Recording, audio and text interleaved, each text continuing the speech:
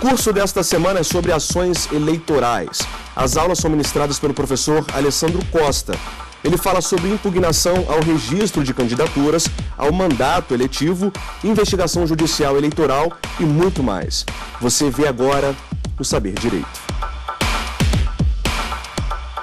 Olá, meu nome é Alessandro Costa, eu sou mestre em Ciência Política, especialista em Direito Eleitoral e ao longo dessa semana estamos conversando sobre ações eleitorais que têm por objeto a cassação de um registro de candidatura, de um diploma daquele candidato eleito, ou até mesmo do mandato a que ele foi eleito e já está exercendo o seu cargo.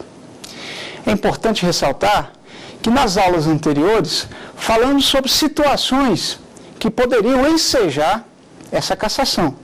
Começamos, inclusive, falando sobre o registro de candidatura e, a partir daí, a possibilidade de impugnar um registro de candidatura a partir de critérios não obedecidos por um candidato ao fazer e formalizar esse registro de candidatura.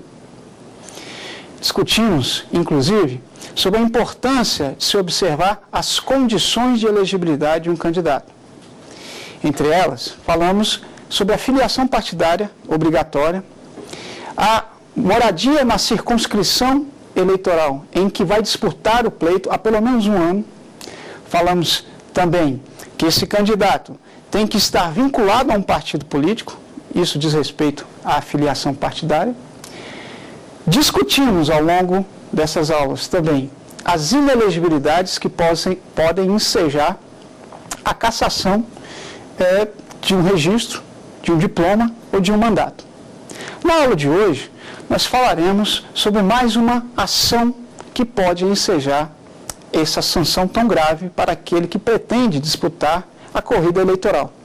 Vamos falar da Ação de Investigação Judicial Eleitoral, a AIJE. A AIJE, prevista no ordenamento legal, na Lei Complementar 6490, nos seus artigos 19 e 22 da Lei Complementar 6490, também chamada de Lei de Inelegibilidades. A AIJE é uma ação que tem como objeto e como bem tutelado garantir a normalidade das eleições. Em algumas oportunidades já falamos como é importante que o pleito esteja adstrito, que a corrida eleitoral esteja adstrita, vinculada a certas regras que devem ser objetivas. E essas regras têm que ser objetivas e obedecidas no sentido de que não possa favorecer aquele ou outro candidato em detrimento de outras candidaturas. Eu estou falando de privilégios a determinados candidatos em detrimento a outros candidatos que não detêm esses privilégios. Assim, já comentamos aqui, por exemplo, que o abuso de poder econômico, o uso irrefreado de quantias vultuosas para se privilegiar, para conquistar votos, independentemente de propostas, mas consolidado na troca de benesses materiais, é obviamente um ato que deve ser combatido pela legislação eleitoral. Vimos também que esses instrumentos têm sido cada vez mais aperfeiçoados ao longo da nossa história, e uma história recente de democracia, e a partir de inovações legais, como, por exemplo, a Lei Complementar 135 de 2010, a chamada Lei da Ficha Limpa, que inclusive foi de iniciativa popular.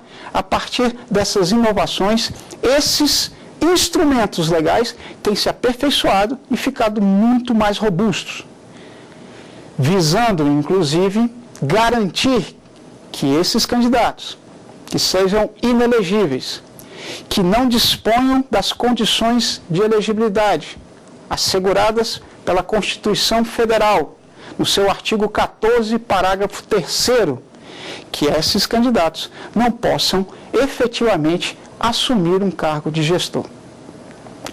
A ação de investigação judicial eleitoral tem como objeto a ser perseguido a busca de se manter uma igualdade entre todos aqueles participantes das eleições e busca conter abuso de poder econômico, abuso de poder político e uso indevido dos meios de comunicação.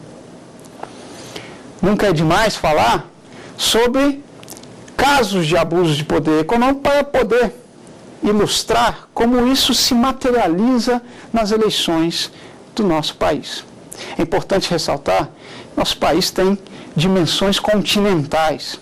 Então, a preparação para as eleições, sejam elas gerais, presidente, vice-presidente da República, governador e vice-governador de estado, deputado federal, deputados estaduais e deputados distrital, no caso do Distrito Federal. Ou, nas eleições municipais, eleição para prefeito e vice-prefeito ou vereador, há a necessidade de uma preparação muito rígida. Essa preparação, junto à Justiça Eleitoral, não começa no ano da eleição, mas muito antes. É preciso estabelecer toda a logística que vai amparar essa eleição. O treinamento de mesários, das pessoas que vão participar de forma direta ou indireta da eleição. É preciso informar ao eleitor quais os locais de eleição, o que significa o sistema eleitoral vigente no país. Junte-se a essa preparação também os normativos instrumentais que viabilizam combater atos nefastos ao longo da eleição. Digo isso porque a AGE, ao combater o abuso de poder econômico, está combatendo o uso particular de patrimônio, de benesses a que um determinado candidato tem e que o utiliza em detrimento de propostas ou projetos de governo para conseguir angariar votos. Imagine numa disputa eleitoral de um município com poucos habitantes, cujo orçamento ou a circulação comercial e de numerários não seja de grande soma, mas que nesse pequeno município, um candidato gaste 5, 10, 20 vezes mais do que a soma dos outros candidatos, por exemplo, reunidas. Há aí, obviamente, cores muito fortes que nos levam a crer que não resta nenhuma dúvida sobre o abuso do poderio econômico.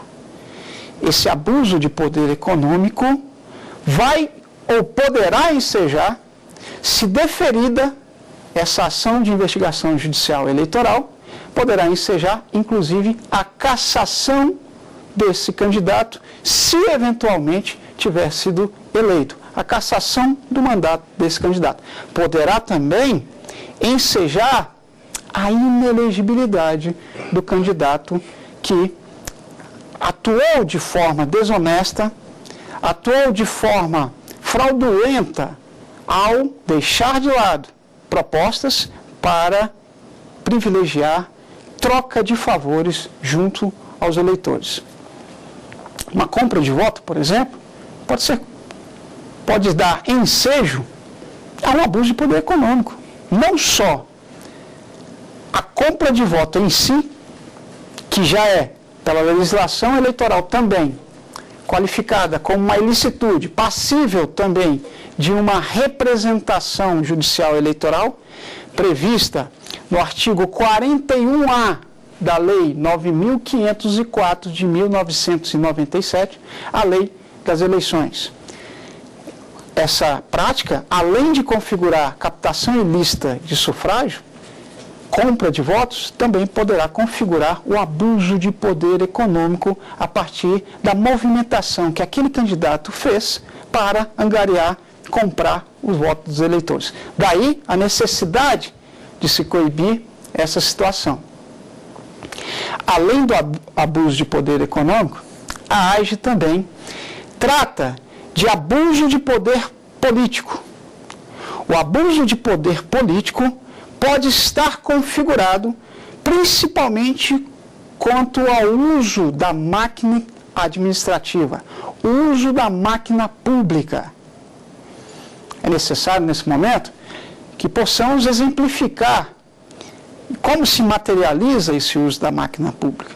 Então imagine, meu caro amigo, minha cara amiga, que um determinado candidato à reeleição de uma prefeitura utilize os servidores dessa prefeitura, o maquinário, computadores dessa prefeitura, os carros, veículos à disposição da prefeitura para uso de propaganda particular, uso de propaganda eleitoral para a sua reeleição. Fica configurado aí que ele utilizou das benesses que tem como governante, como gestor daquele município, para buscar benefícios específicos e particulares, ou quais sejam a sua reeleição. Não se pode utilizar essa máquina, não se pode utilizar o bem público, o patrimônio público, para fins particulares desse candidato. Nesse caso, ficaria configurado aí um abuso do poder político. Ficaria configurado que a utilização do maquinário político, que a ele está disponível para fins eleitorais, não estão em consonância com o que a população daquele município quer. A população quer um gestor que apresente projetos, que tenha um programa de governo e que estabeleça esse programa ao longo do seu mandato. Não quer que ele utilize essa máquina a qual ele exerce a função de prefeito para tão somente se reeleger ou reeleger quaisquer daqueles que ele tenha uma afinidade. Então é importante sabermos que já temos dois objetos muito claros que podem configurar a apresentação de uma ação de investigação judicial eleitoral, a AIGE. São eles: o abuso de poder econômico e o abuso de poder político. Há ainda a possibilidade de se apresentar uma AIGE quando se configurar o uso indevido dos veículos de comunicação. O que é que vem a ser o uso indevido de veículos de comunicação? Imagine que esse mesmo prefeito, que está tentando agora a reeleição, ele utilize, por exemplo, do boletim informativo da prefeitura, que ordinariamente, ao longo do seu mandato, tem sido impresso, mas que no ano eleitoral, ele acresça a esse boletim várias outras páginas, e acrescente a essas páginas fotos suas de inauguração de obras, de situações em que estão patentemente qualificadas as vantagens que o prefeito traz para aquele município, mas de forma que vincule isso à eleição, à sua reeleição. Ou seja, de forma a tentar angariar a simpatia do eleitor para o candidato à reeleição, não para a prefeitura, não para os atos da prefeitura. Eu vou tentar ser mais claro. Um boletim informativo da prefeitura, que ordinariamente tenha a intenção de levar ao cidadão quais são as atividades da prefeitura ao longo do ano. Então, a prefeitura conseguiu fazer a reconstrução dos bancos da praça daquele município.